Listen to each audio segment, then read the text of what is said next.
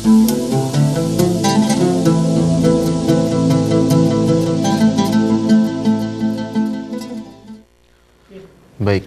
para pemirsa HTV Allah muliakan, kita lanjutkan kembali pembicaraan kita berkaitan dengan ternyata bukan keramat.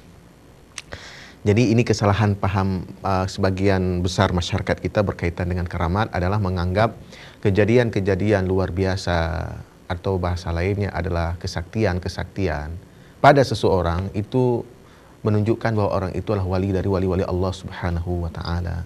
Itu kesalahan besar. Maka para ulama-ulama kita telah mengingatkan dalam kitab-kitab mereka bahwa sesungguhnya ciri dari kewalian itu tidak pada peristiwa-peristiwa yang luar biasa itu, tetapi dilihat dari apakah orang tersebut berpegang teguh kepada perintah-perintah syariat, menjauhi larangan-larangan syariat atau tidak. Kalau orang-orang itu adalah orang-orang yang berpegang teguh kepada syariat, mengerjakan semua perintah syariat dan meninggalkan semua larangan-larangan dalam syariat, maka orang itu memang wali dari wali-wali Allah Subhanahu wa taala. Jadi orang-orang yang kita lihat memiliki kesaktian-kesaktian, maka kita harus lihat terlebih dahulu apakah orang tersebut berpegang teguh dengan perintah-perintah Allah atau tidak. Jangan langsung kita percaya itulah wali dari wali-wali Allah Subhanahu wa taala.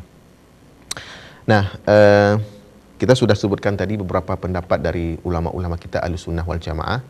Kita sudah sebutkan pendapat dari salah seorang ulama besar Mesir di zaman hidupnya Al-Imam Syafi'i, yaitu Al-Lais bin Sa'ad, sebagai salah seorang gurunya Al-Imam Syafi'i.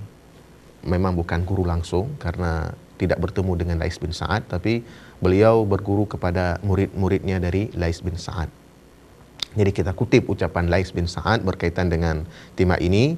Jadi kata Lais bin Sa'ad rahimahullahu ta'ala, bahwasanya apabila kalian melihat ada seseorang yang berjalan di atas air, maka janganlah kalian langsung percaya kepadanya sebelum kalian menimbang urusan orang itu dengan Al-Quran dan As-Sunnah, hadis-hadis dari Rasulullah SAW.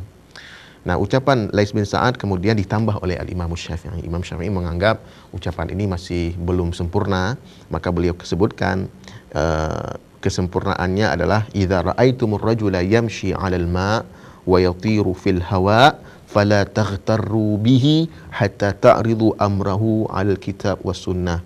Apabila kalian melihat seseorang berjalan di atas air, kemudian bisa terbang di udara, maka janganlah kamu terperdaya dengannya, janganlah kalian tertipu dengannya, hatta ta'ridu amrahu al kitab was sunnah, sehingga kalian menimbang urusan orang tersebut dengan Al-Quran dan Sunnah. Sesuai enggak perbuatan yang lakukan itu dengan Quran dan Sunnah? Kalau sesuai, ya itu wali dari wali-wali Allah. Kalau tidak sesuai, berarti itu bukan wali dari wali-wali Allah Subhanahu wa ta'ala. Baik, para pemirsa HTV Allah muliakan, di sini saya akan sebutkan beberapa contoh kisah-kisah wali yang disebutkan oleh seorang ulama sufi terkenal, yaitu Syekh Yusuf bin Ismail An-Nabhani dalam kitab beliau Jami' Karamatil Awliya. Jadi kitab ini ada 2 jilid dan kebetulan saya juga bawa kedua jilid tersebut. Ya, ada 2 jilid dari kitab ini, Jami' Karamatil Awliya. Di kitab ini penulis menyebutkan begitu banyak keramat-keramat dari wali.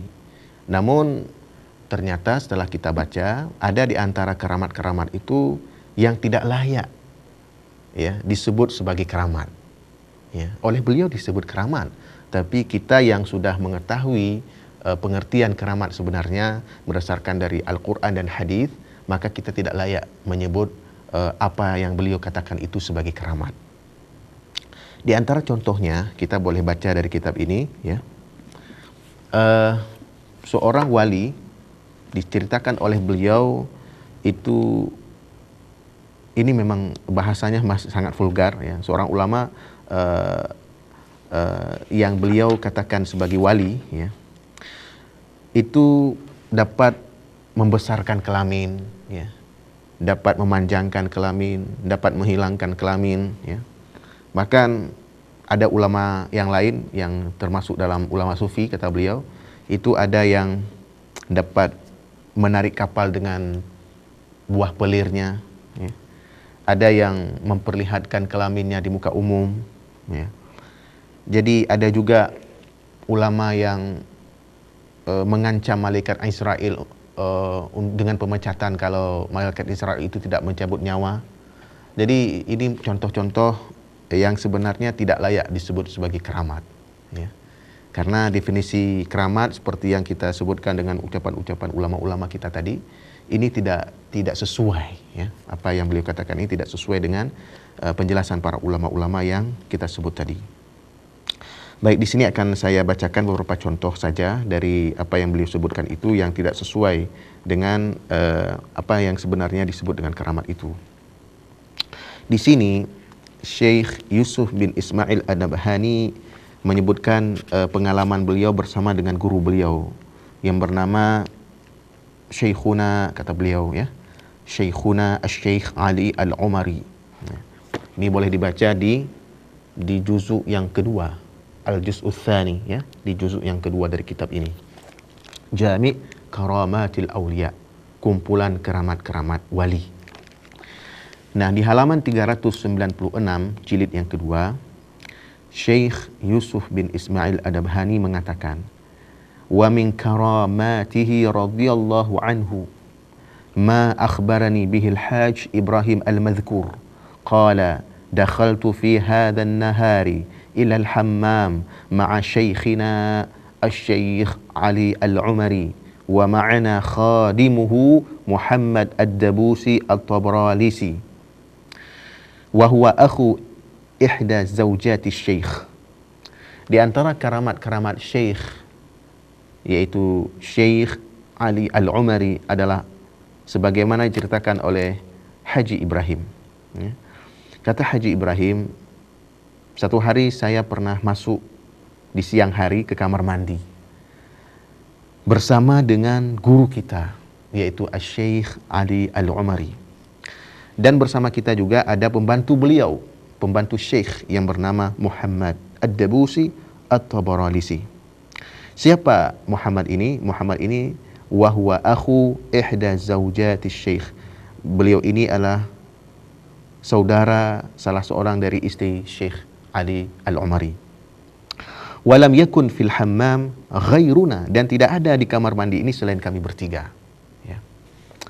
Fara'aitu minasy-syaikhi karamatan min a'jabi khawariqil 'adat wa aghrabiha. Maka saya melihat ada keramat pada syekh ini, keramat yang sangat mengagumkan. Wahya, apa itu keramat yang mengagumkan menurut Haji Ibrahim? Wahya annahu adhara al-ghadaba 'ala khadimihi Muhammad hadha wa arada ayyu'adibahu. Bahwa syekh memperlihatkan kemarahannya kepada khadamnya, kepada pembantunya yang bernama Muhammad ini, wa arada ayyu'atibahu, dan ingin mendidik pembantunya, ingin memperbaiki akhlak pembantunya ini. Fa akhadha syaikhu ihlila nafsihi biyadaihi al-ithnataini min tahti izarihi. Maka syekh pun kemudian mengambil kemaluannya sendiri dengan dua tangannya dari bawah sarungnya, dan kemaluannya itu telah panjang sekali. Fatala taulan ajiba, dengan begitu panjangnya yang sangat mengagumkan. Bihaitsu annahu rafa'ahu ala katifi, sehingga kelaminnya itu diangkatnya di atas pundaknya. Kelaminnya sendiri begitu panjang dan besarnya, kemudian diletakkan di atas pundaknya sendiri. Wa huwa zaidun anhu, kelamin itu pun bertambah panjang. Wasara yajlidu bihi khadimahul madhkura wal khadimu yasrakhu min syiddatil alami. Dan syekh ini pun kemudian memukul khadamnya yang disebut tadi, yaitu namanya Muhammad, ya, dengan kelaminnya itu. Wal khadimu yasrakhu min syiddatil alam, dan si pembantu itu pun berteriak karena sangat-sangat sakit. Fa'ala dzalika marrat, syekh melakukannya sampai berulang-ulang kali. Thumma tarakahu, kemudian syekh meninggalkannya. Wa'ada ihliluhu ila ma kana alaihi awalan, lalu kemaluannya itu pun kembali ke dalam sarung seperti pada awalnya. Fafahimtu, kata Haji Ibrahim, fafahimtu anal khadima qad amila amalan yastahiqu ta'dib. Maka saya faham bahawa pembantu itu telah melakukan satu perbuatan yang berhak untuk diajarkan oleh syekh untuk memperbaiki, jangan lagi melakukan kesalahan tersebut. Fa'addabahu syaikhu bihadhihi surah al-ajibah. Maka syekh telah menghukum pembantu itu dengan gambaran yang sangat mengagumkan ini. Walamma haka li dhalika al-haj Ibrahim hakahu bihuduri syaikhi wa kana syaikhu waqifan. Ketika Haji Ibrahim ini menceritakan peristiwa pemukulan pembantu dengan kelamin itu di kamar mandi tersebut, ya, kepada saya, kata penulis kitab ini, yaitu Syekh Yusuf bin Ismail An-Nabhani, ternyata Syekh ada di situ. Syekh yang sedang mereka ceritakan itu ada di situ, berdiri di hadapan mereka. Faqala li asy-syaikhu, maka Syekh Ali Al-Umari itu berkata kepadaku, penulis kitab ini, la tusaddiqhu wanzur. Jangan engkau percaya kepada dia, kepada Haji Ibrahim itu. Wanzur, lihatlah. Thumma akhadha biyadi bil jibri anni wa wada'aha ala mawdi'i ihlilihi falam ahussa bi syai'in mutlaqa hatta ka'annahu laysa birajul bil kulliyah. Kemudian Syekh itu mengambil paksa tangan saya, tangan penulis kitab ini, mengambil paksa tangan saya, lalu meletakkan tangan saya ini di tempat kemaluannya. Falam ahussa bi syai'in mutlaqa, maka saya tidak merasakan apapun di sana, ya.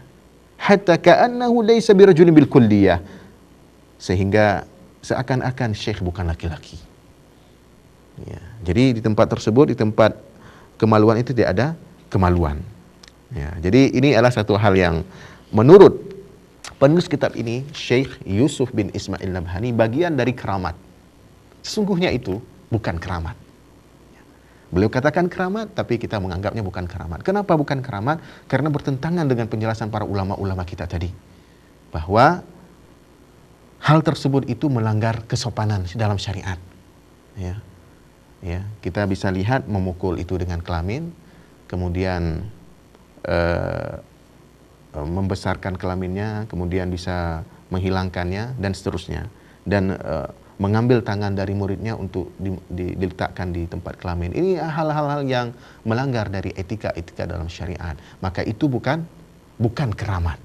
Ya, jadi kita tidak langsung percaya dengan semua yang ada dalam disebutkan dalam kitab-kitab. Ya, kita tidak langsung percaya begitu saja. Tentu kita akan menimbang dengan Al-Quran dan hadis dari Rasulullah SAW. Baik, para pemirsa ACTV yang Allah muliakan, ada banyak kisah-kisah yang lain. Ini hanya beberapa cuplikan saja yang saya bacakan dari kitab tulisan dari Syekh Yusuf bin Ismail An-Nabhani dalam kitabnya tadi, yaitu Jami' Karamatil Awliya.